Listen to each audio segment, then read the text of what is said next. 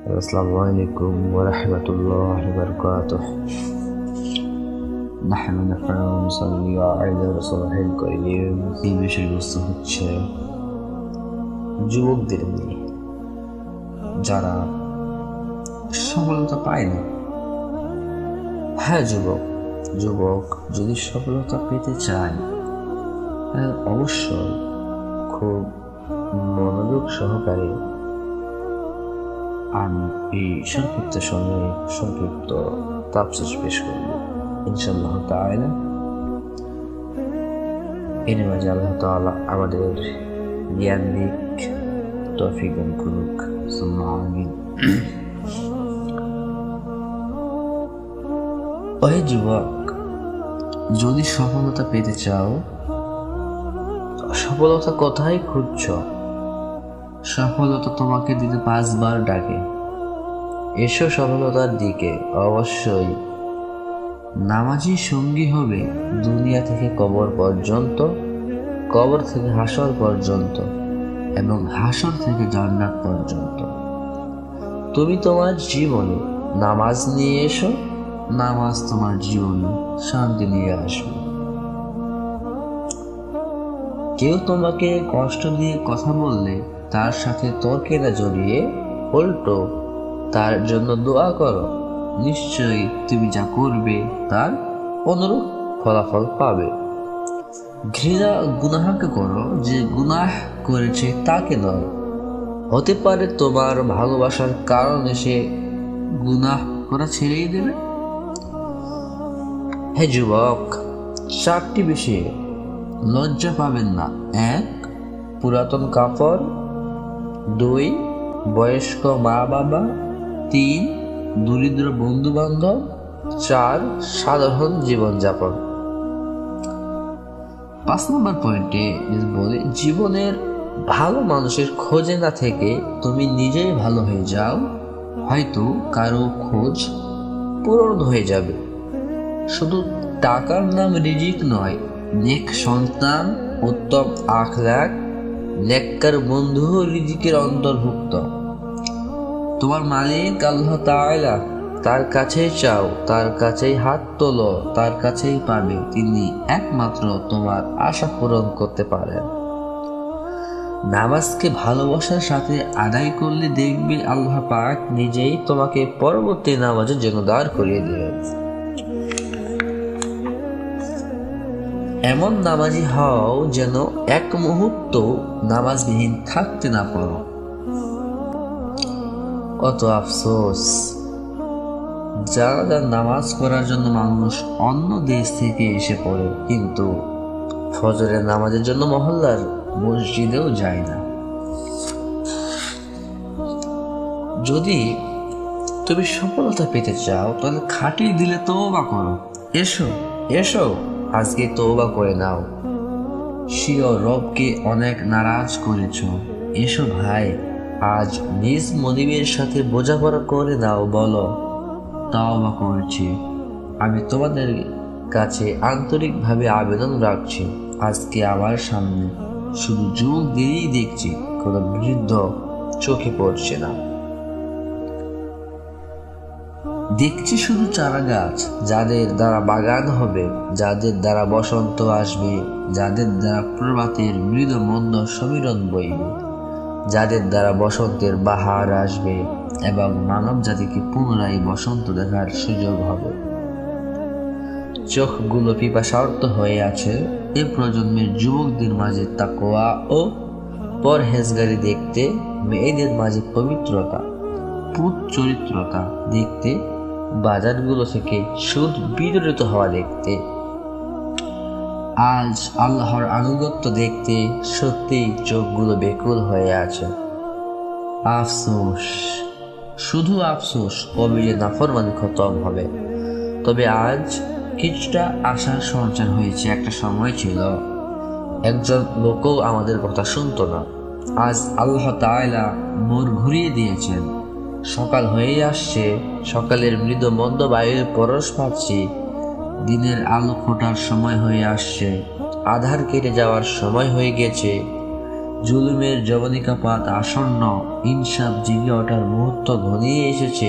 জলদি জলদি তওবা করো।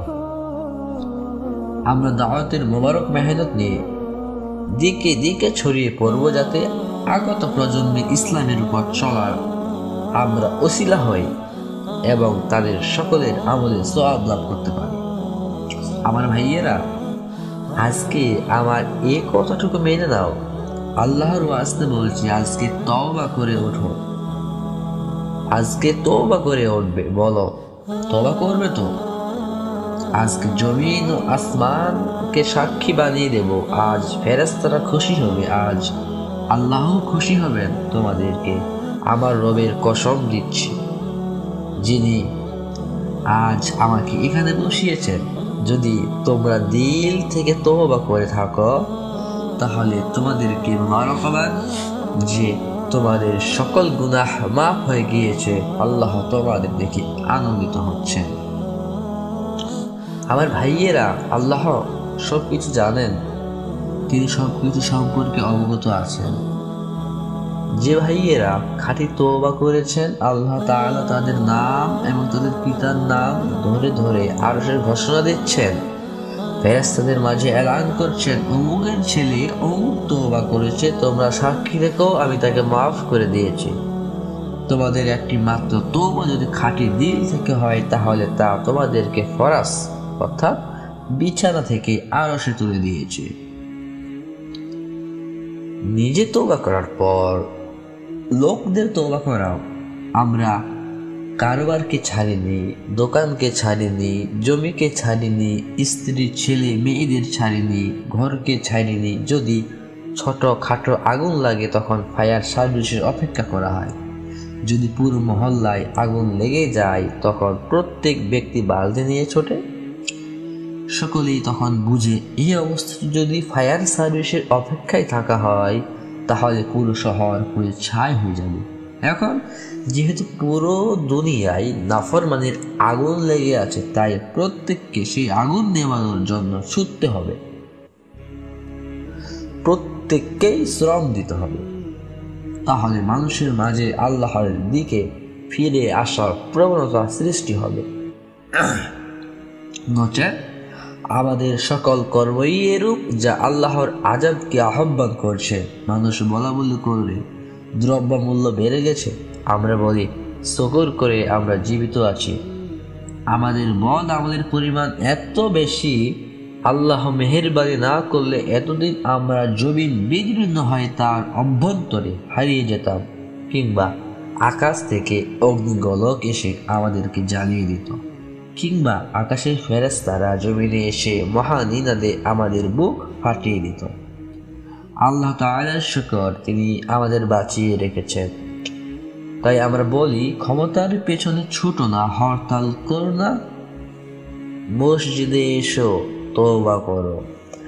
আজ কত মুসলমান মদ্যপান করে চুরি করতে গিয়ে মারা যায়, ব্যভিচার করতে গিয়ে মারা যায়, ডাকাতি করতে গিয়ে মারা যায়, সুদঘোর অবস্থায় মারা যায়। বলো দেখি, এর কথাই যায়? যারা দুনিয়ায় মদ্যপ অবস্থায় মারা যায়, জাহান্নামের মদ্যপ নারীদের লজ্জা স্থান থেকে যে পুজ বের হবে, আল্লাহ তাআলা তা জমা করে তাদের পান করাবেন। যারা এই অবস্থায় মারা যায়, বলো তারা কত বড় ক্ষতি হলো। যে দাম্ভিক অবস্থায় মারা যায়, জান্নাতের বাতাসও তার কাছে পৌঁছবে না। যদি আমরা তাদের তওবা করতে পারতাম, তারা কত বড় ক্ষতি থেকে বেঁচে যেত। আমরা আল্লাহর নিয়ন্ত্রণে, আমাদের দিল তার নিয়ন্ত্রণে, দিমাগ তার নিয়ন্ত্রণে, আমাদের চিন্তা ভাবনা তারই নিয়ন্ত্রণে, দেহের প্রতিটি কোষ তার নিয়ন্ত্রণে, প্রতিটি রগ তার নিয়ন্ত্রণে, দেহের প্রতিটি শিরা, উপশিরা ও রক্তকণিকা তার নিয়ন্ত্রণ। তিনি কি মানুষকে সোজা করতে পারবেন না? যখনই মানুষ কুদৃষ্টি দিল, অমনি চোখে একটি থাপ্পড় পড়ল, ব্যাস চোখ অন্ধ হয়ে গেল। কান দ্বারা গান শুনল, অমনি আল্লাহর তীর ছুটে এলো এবং কানকে এফর ওফর করে বেরিয়ে গেল, ব্যাস শ্রবণেন্দ্রিয় নষ্ট হয়ে গেল।